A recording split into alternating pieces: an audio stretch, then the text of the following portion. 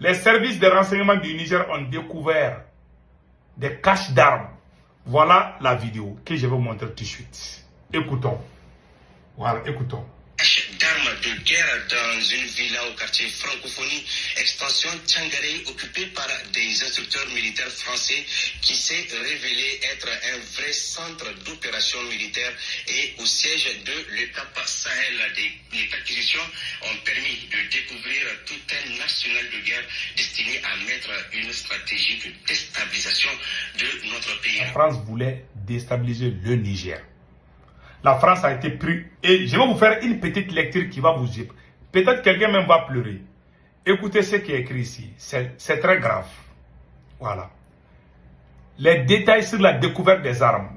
Ce jour lundi, 19 février 2024, à 17 h, une importante quantité de matériel, armement et munitions, équipements militaires ont été convoyés d'Agadez, Écoupa Sahel, par un ancien colonel français.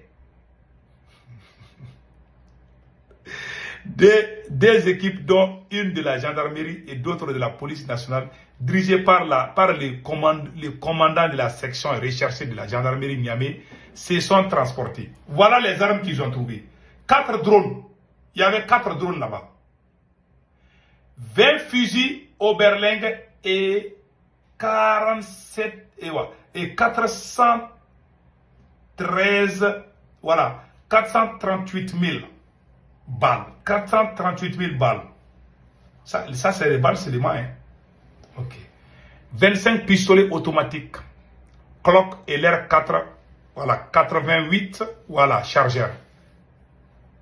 24 mallettes de transport PA. 18 mallettes de transport fusil. Diverses pièces de recharge pour armes.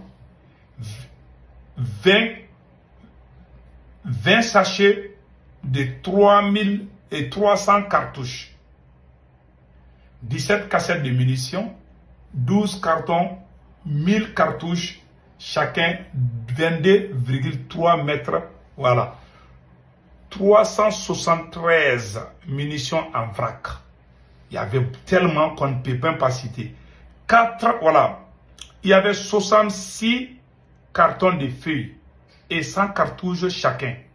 Donc, beaucoup de matériel. Voilà ce qui s'est passé là-bas. Donc, mes chers amis, allons-y à la CEDEAO. Le président Assimi Goïta a abrogé le décret de la nomination de Djangounda Traoré. Avant l'arrivée de Assimi au pouvoir, Djangounda Traoré était nommé comme le président du centre du Mali. La France avait divisé le Mali. Il y avait 2 présidents, le président Ibeka et le président Djangounda Traoré. Djangounda Traoré était le président du centre et Ibeka était le président du sud. La SEMA était président du nord. Le Mali était divisé en 3. Aujourd'hui, ça va. On dit merci, Dieu merci. Donc voilà ce qui s'est passé.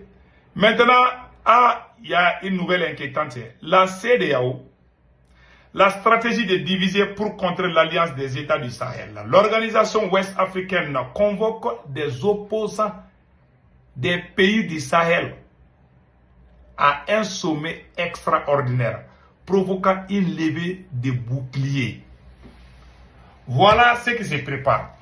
Donc, les opposants, ceux qui sont contre le pouvoir au Mali, ceux qui sont contre le pouvoir au Burkina Faso, ceux qui sont contre le pouvoir au Niger, seront appelés. La CEDEAO a toujours l'espoir qu'elle peut récupérer tôt ou tard l'un de ces pays. Cela sera un rêve debout, cela ne va jamais se réaliser. Nous sommes partis pour de bons et pour de pires. Nous ne voulons plus entendre parler de la CEDEAO. Passez un excellent week-end. Ciao, ciao.